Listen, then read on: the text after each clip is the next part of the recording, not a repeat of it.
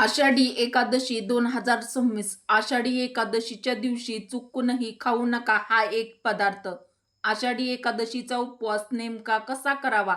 उपवास करण्याची योग्य पद्धत काय? आषाढी एकादशी केल्याने कोणते पुण्यफळ मिळते? ही एक भाजी खाऊन उपवास सोडावा. एकादशीचा उपवास करताना या चुका टाळा, नाहीतर उपवासाचे पुण्य मिळणार नाही. नमस्कार मित्रांनो, श्री स्वामी समर्थ. जय जय राम कृष्ण हरी. आषाढी एकादशीचा उपवास तुम्हीही दरवर्षी करता, पण खरंच तो योग्य पद्धतीने करता का? उपवासाच्या दिवशी अशी एक चूक आहे जी अनेकांच्या हातून नकळत होते आणि त्यामुळे व्रताचं पूर्ण पुण्यफळ मिळत नाही, अशी धार्मिक मान्यता आहे. तसंच उपवास सोडताना अशी एक भाजी आवर्जून खाण्याची परंपरा आहे, पण आजही अनेकांना तिच्याबद्दल माहीत नाही. नेमकी ती कोणती भाजी आहे आणि एकादशीच्या दिवशी असा कोणता एक पदार्थ आहे जो चुकूनही खाऊ नये? फक्त ही आषाढी एकादशी केल्याने वर्षभरातील सर्व एकादशीचं पुण्य खरंच मिळतं का? या सर्व प्रश्नांची उत्तरं आजच्या व्हिडिओमध्ये आपण सविस्तर एक एक करून जाणून घेणार आहोत.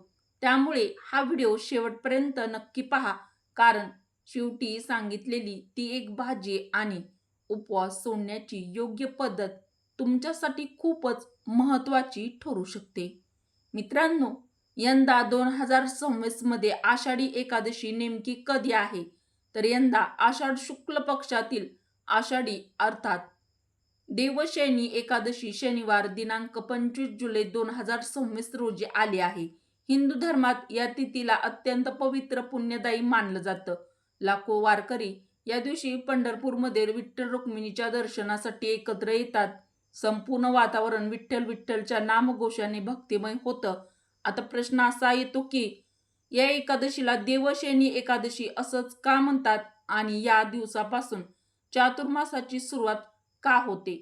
मित्रांनो, सर्वप्रथम एक प्रश्न पडतो. वर्षभरात 24 एकादशी येतात, मग आषाढी एकादशीलाच सर्वात मोठी एकादशी का म्हटलं जातं? फक्त ही एकादशी केल्याने वर्षभरातील सर्व एकादशीचं पुण्य मिळतं अशी मान्यता का आहे? यामागचं कारण जाणून घेणं खूप महत्त्वाचं आहे. आषाढ शुक्ल पक्षातील एकादशीला आषाढी एकादशी किंवा देवशयनी एकादशी असं म्हटलं जातं. हिंदू धर्मात या तिथीला अत्यंत पवित्र आणि पुण्यदायी मानलं गेलं आहे. अनेक पुराणामध्ये या एकादशीचं विशेष महत्त्व सांगितलं आहे.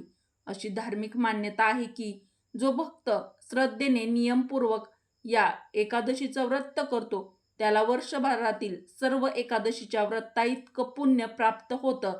भगवान श्री विष्णूंची विशेष कृपा त्याच्यावर राहते. पापाचा क्षय होतो, मोक्ष प्राप्तीचा मार्ग सुकर होतो, अशी श्रद्धा आहे. याच दिवशी लाखो वारकरी पंढरपूरमध्ये विठ्ठल रुक्मिणीच्या दर्शनासाठी पोहोचतात. ज्ञानोबा तुकारामच्या जयघोषाने संपूर्ण पंढरपूर भक्तिरसात न्हाऊन निघते. त्यामुळे आषाढी एकादशी ही केवळ व्रताची तिथी नसून भक्ती, श्रद्धा, समर्पणाचा एक महान उत्सव आहे. आता प्रश्न असा आहे की या एकादशीला देवशयनी एकादशी असंच का म्हणतात? तर याच दिवसापासून चातुर्मासाची सुरुवात होते. यामागचं धार्मिक रहस्य काय आहे ते आता पुढे जाणून घेऊया. धार्मिक मान्यतेनुसार आषाढ शुक्ल एकादशीच्या दिवशी भगवान श्री हरी विष्णू क्षीरसागरात शेषनागाच्या शय्येवर योगनिद्रेत जातात. ही निद्रा साधी झोप नसून ती दिव्य योगनिद्रा मानली जाते. या दिवसापासून पुढील 4 महिने म्हणजे आषाढ, श्रावण, भाद्रपद आणि आश्विन या काळाला चातुर्मास असं म्हटलं जातं. याच कारणामुळे या एकादशीला देवशयनी एकादशी नाव पडलं. पुढे कार्तिक शुक्ल एकादशीला म्हणजेच प्रबोधिनी एकादशीच्या दिवशी भगवान श्री हरी विष्णू योगनिद्रेतून जागे होतात अशी श्रद्धा आहे. या 4 महिन्याच्या काळात भक्तांनी अधिक नामस्मरण, जप, दान, व्रत, पूजा, सत्संग आणि सात्विक जीवन जगावं असं धर्मशास्त्रात सांगितलं गेलं आहे. अनेक जण या काळात विविध धार्मिक नियम पाळतात. याच कारणामुळे चातुर्मासात विवाह, गृहप्रवेश, मुंज यासारखे अनेक शुभ मंगल कार्य पारंपरिक मान्यतेनुसार टाळले जातात. हा काळ बाह्य उत्सवापेक्षा अंतर्मुख होऊन ईश्वर भक्ती करण्याचा मानला जातो. पण मित्रांनो, एवढी मोठी आणि पुण्यदायी एकादशी असेल तर तिचा उपवास नेमका कसा करायचा? कारण इथेच अनेकांच्या हातून नकळत अशा चुका होतात ज्यामुळे व्रताचं पूर्ण पुण्यफळ मिळत नाही. मित्रांनो, आता सर्वात महत्त्वाचा प्रश्न, आषाढी एकादशीचा उपवास नेमका कधीपासून धरायचा? फक्त एकादशीच्या दिवशी उपवास केला म्हणजे व्रत पूर्ण होतं का? की त्याची सुरुवात आदल्या दिवसापासूनच होते? याबाबत अनेकांच्या मनात संभ्रम असतो. पण धर्मशास्त्रानुसार एकादशीचं व्रत हे फक्त एक दिवसाचं नसून त्याची तयारी दशमीपासूनच सुरू होते. म्हणूनच एकादशीच्या आदल्या दिवशी म्हणजेच दशमी तिथीपासून आपल्या आहार विहारावर संयम ठेवण्यास सांगितलं आहे. या दिवशी शक्यतो सात्विक आणि हलका आहार घ्यावा. अति तिखट, तेलकट, जड अन्न टाळावं. विशेष म्हणजे मांसाहार आणि मद्य याचा पूर्णपणे त्याग करावा. कारण मन आणि शरीर दोन्ही शुद्ध ठेवून एकादशीचं व्रत सुरू करण्याची तयारी मानली जाते. त्यानंतर एकादशीच्या दिवशी श्रद्धेनुसार निर्जला उपवास, फळाहार, फराळाचा उपवास केला जातो. प्रत्येकाची शारीरिक क्षमता वेगळी असते. त्यामुळे ज्यांना पूर्ण उपवास करणं शक्य नसेल त्यांनी प्रकृतीनुसार दूध, फळं किंवा उपवासाचे सात्विक पदार्थ घेऊनही भक्तिभावाने व्रत करू शकतात. पण मित्रांनो, इथे अनेक जण मोठी चूक करतात. उपवास तर करतात, पण उपवासाच्या दिवशी नकळत असा एक पदार्थ खातात जो आपल्या धर्मशास्त्रात वर्ज्य मानला गेला आहे. नेमका तो कोणता पदार्थ आणि तो का टाळावा हे आता आपण पुढे जाणून घेऊया. मित्रांनो, आषाढी एकादशीच्या दिवशी असा कोणता पदार्थ आहे जो चुकूनही खाऊ नये असं आपल्या धर्मशास्त्रामध्ये सांगितलं गेलं आहे आणि तो खाल्ल्याने उपवासाचं पुण्य कमी होतं? मित्रांनो, एक गोष्ट लक्षात ठेवा, उपवास म्हणजे दिवसभर वेगवेगळे पदार्थ खाणं नव्हे. उपवास या शब्दाचा अर्थच आहे उप म्हणजे जवळ आणि वास म्हणजे निवास. म्हणजेच त्या दिवशी आपण परमेश्वराच्या अधिक अधिक जवळ राहावं, त्याचं नामस्मरण करावं, मन शुद्ध ठेवावं, इंद्रियावर संयम ठेवावा. हाच उपवासाचा खरा अर्थ आहे. याच कारणामुळे या दिवशी फक्त पोट भरण्यावर भर न देता जास्तीत जास्त वेळ भगवान श्री विठ्ठल आणि भगवान श्री हरी विष्णू यांच्या नामस्मरणात, जप, पूजा आणि भक्तीत घालवावा असं सांगितलं आहे. मित्रांनो, आता त्या पदार्थाबद्दल बोलायचं झालं तर एकादशीच्या दिवशी तांदूळ म्हणजेच भात खाणं टाळावं अशी परंपरा, धार्मिक मान्यता आहे. कारण तांदूळ हे संपूर्ण अन्न मानलं जातं, ज्यामुळे भात खाल्ल्यानंतर उपवास भंग होतो अशी श्रद्धा अनेक ठिकाणी आहे. म्हणूनच अनेक भाविक या दिवशी भात आणि तांदळापासून बनवलेले पदार्थ पूर्णपणे टाळतात.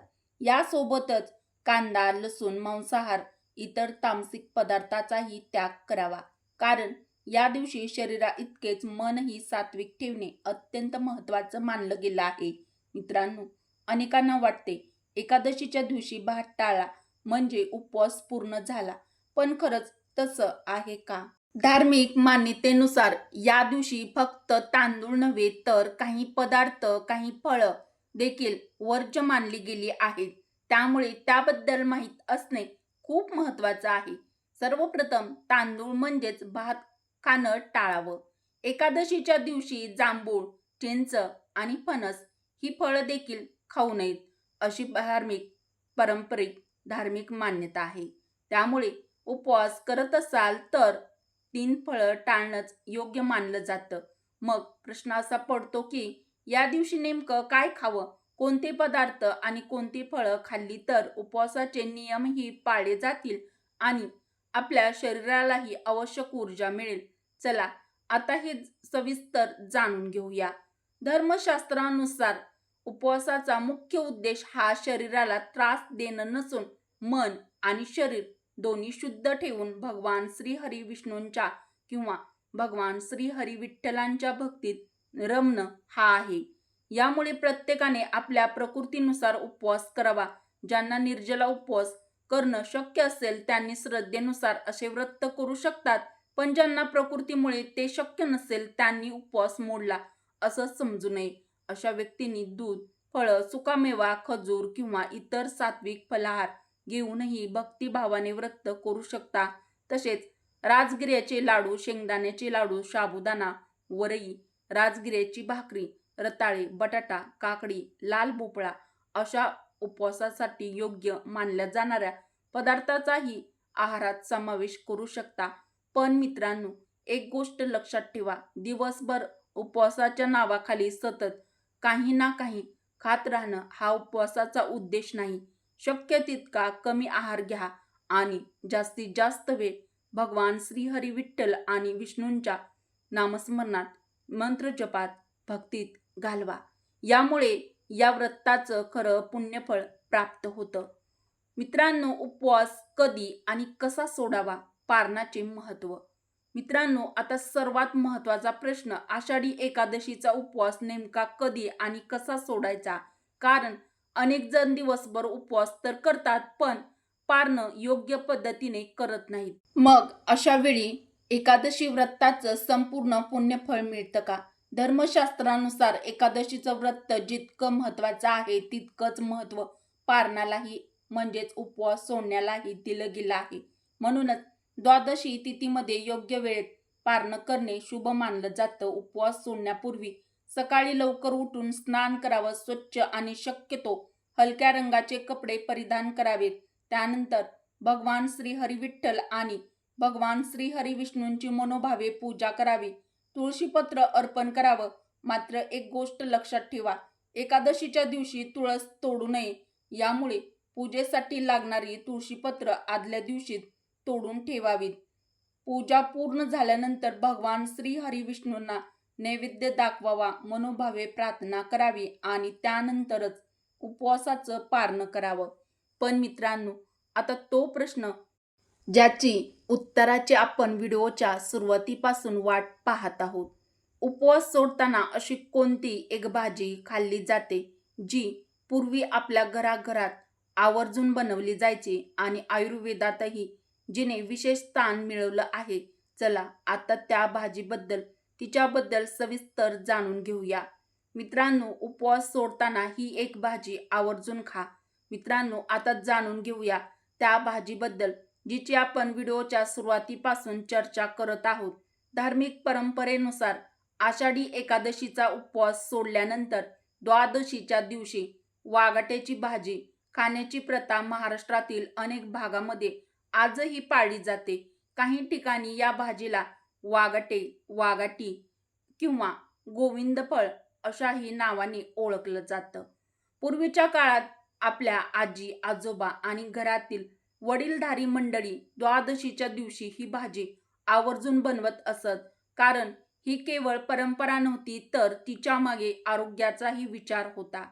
आयुर्वेदानुसार वाघाट्याची भाजी गुणकारी मानली जाते. उपवासानंतर पचन संस्था हळूहळू पूर्ववत व्हावी, शरीराला हलका आणि पौष्टिक आहार मिळावा या उद्देशाने ही भाजी खाल्ली जात असल्याचं सांगितलं जातं. म्हणूनच आषाढी एकादशीच्या पारणात या भाजीचा विशेष महत्त्व दिलं गेलं आहे. जर तुमच्या परिसरात वाघाट्याची भाजी मिळत असेल तर द्वादशीच्या दिवशी ती नक्की बनवा आणि उपवास सोडा. भगवान श्रीहरी विष्णूंना नैवेद्य दाखवून मगच तिचं सेवन करा. आणि समजा ही भाजी उपलब्ध झाली नाही तर काळजी करण्याचं कारण नाही. अशा वेळी सात्विक भोजन तयार करा, देवाला नैवेद्य अर्पण करा आणि त्यानंतर श्रद्धेने उपवास सोडा. कारण सर्वात महत्त्वाची गोष्ट म्हणजे भक्तिभाव, श्रद्धा, नियमपूर्वक केलेलं व्रत. तर मित्रांनो, आज आपण आषाढी एकादशी 2026 बद्दल संपूर्ण माहिती जाणून घेतली. आषाढी एकादशीचं महत्त्व काय आहे? ही एकादशी इतकी पुण्यदायी का मानली जाते? उपवास नेमका कधीपासून धरायचा? कोणते नियम पाळायचे आणि कोणते टाळायचे पदार्थ खाणे? उपवासात काय खावे? उपवास कधी आणि कसा सोडायचा? आणि द्वादशीच्या दिवशी परंपरेनुसार कोणती भाजी खाल्ली जाते? हे सर्व आपण सविस्तर पाहिलं.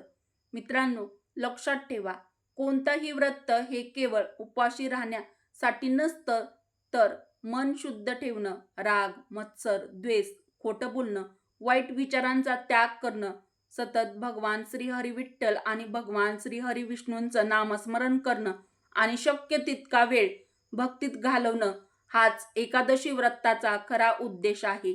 भगवान श्री हरी विठ्ठल आणि माता रुक्मिणी आणि भगवान श्री हरी विष्णू यांची कृपा तुमच्यावर आणि तुमच्या संपूर्ण परिवारावर सदैव राहो. तुमच्या जीवनात सुख, समृद्धी, आरोग्य आणि आनंद नांदो हीच पांडुरंगाच्या चरणी प्रार्थना करून व्हिडिओ आवडला असेल तर व्हिडिओला एक लाईक नक्की करा. जास्तीत जास्त भाविकांपर्यंत हा व्हिडिओ मित्रपरिवारासोबत शेअर करा. आपल्या चॅनलवर व्रत, उपवास, सनातन परंपरेविषयी सविस्तर व्हिडिओ पाहण्यासाठी मराठी रोहिणी किचन चॅनलला सबस्क्राईब करायला विसरू नका. सर्वांनी एकदा बोला, पुंडलिक वरद हरी विठ्ठल श्री ज्ञानदेव तुकाराम. पंढरीनाथ महाराज की जय. जय श्री हरी विठ्ठल. जय श्री कृष्ण. जय माता लक्ष्मी. धन्यवाद.